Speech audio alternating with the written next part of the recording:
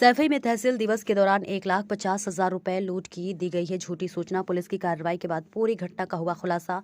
दो पक्षों में कुछ लेन देन के मामले में एक पक्ष ने बाकायदा बैंक से पहले 1.5 लाख रुपए निकाले और रुपए छिपाकर दूसरे पक्ष के नाम तहरीर लेकर तहसील दिवस में दी लूट की सूचना। एसएसपी ने झूठी सूचना और पुलिस को गुमराह करने वाले पर कानूनी कार्रवाई करने का आदेश दिया है। एसएसपी संजय कुमार वर्मा ने आम जनता से अपील की है कि कोई भी घटना घटित होने पर टोल फ्री नंबरों के माध्यम से या सीधा संबंधित पुलिस को सूचना दे सकते हैं, लेकिन इस तरह की छोटी सूचना देकर पुलिस को गुमराह न करें। सर, थाना सैफई क्षेत्र से एक लूट की सूचना आ रही थी, तो क्या पूरा मामला क्या निकल गया है? देखिए, हम और डीएम साहब और पूरी टीम जो है तहसील दिवस जो मनाया जाता, तहसील समाधान दिवस सैफई का आज था, उसमें हम लोग बैठे हुए थे जनपद इटावा में। तो तब तक अचानक एक व्यक्ति जो है उसी तहसील दिवस के दौरान ही सवा बजे के आसपास व्यक्ति आता है और मोहित यादव नाम का बताता है और मेरा पैसा इसी पीएनबी बैंक से 1.5 लाख रुपए लूट लिए गए, ऐसी सूचना देता है। तो मेरे द्वारा तत्काल टीम को भेज करके उसको चेक कराया जाता है। हमारे थानाध्यक्ष वहाँ बैठे रहते हैं, सैफई, चौबिया और क्या कहते हैं बसरेहर इत्यादि। तो जिससे पाया जाता है कि वो व्यक्ति झूठ बोल रहा था।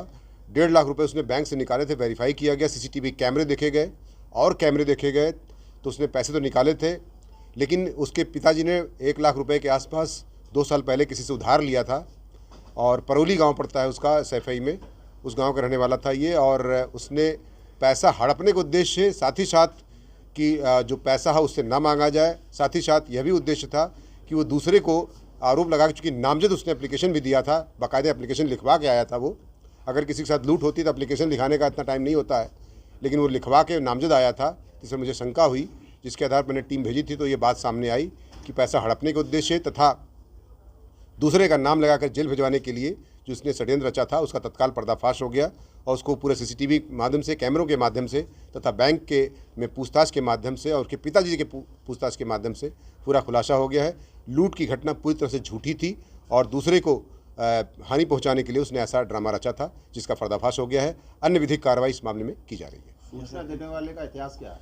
सूचना देने वाले का इतिहास बताया जाता है कि उसके आपराधिक इतिहास कुछ है, हालांकि उसको चेक किया जा रहा है और उसमें एक एचएस भी शामिल है, जो कि इस पूरे प्रकरण में उसका भी कुछ रोल बताया जाता है। तो क्या कार्रवाई रहेगी लोगों? निश्चित तौर से जो भी नियमानुसार विधिक कार्रवाई होगी वो अमल में लाई जाएगी। ऐसे और भी लोगों को संदेश देना चाहेंगे जो झूठी सूचनाएं देते हैं?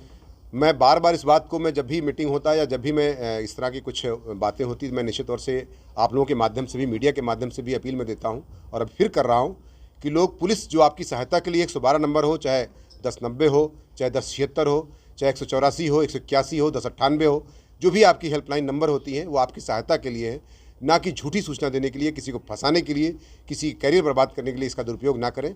निश्चित तौर से आपकी हेल्पलाइन नंबर जो हैं आपकी हेल्प के लिए हैं तथा आपको एक सच्ची सहायता करने के लिए पुलिस निश्चित तौर से इटावा पुलिस तत्पर है।